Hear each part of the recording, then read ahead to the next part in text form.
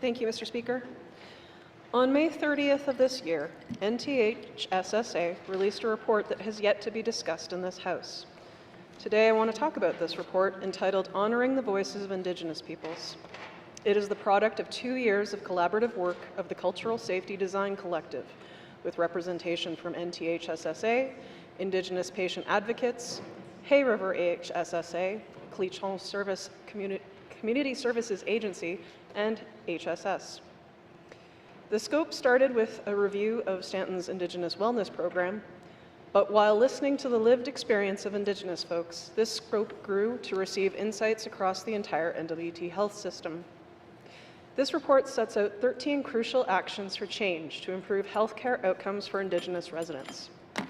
It shares the voices and experiences of Indigenous patients and advocates and lays bare the system supports for Indigenous patients are under-resourced at best and at worst that the system is blatantly racist. I want to commend everyone who worked on this report, and I urge all residents to read it.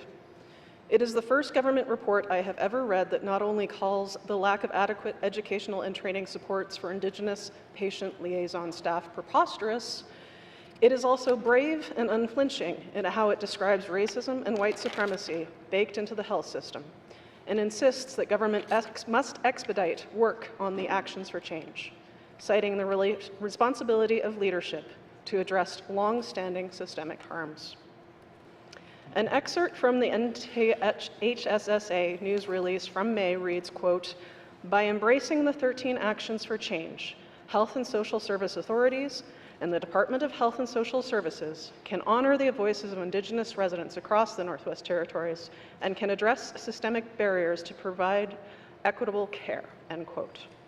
So far, there is no public information as to whether HSS and various health authorities are actually implementing these actions or studying them to start to think about what implementation will look like. It is imperative that this government fully implement the 13 actions for change. I will have questions for the Minister of Health at the appropriate time.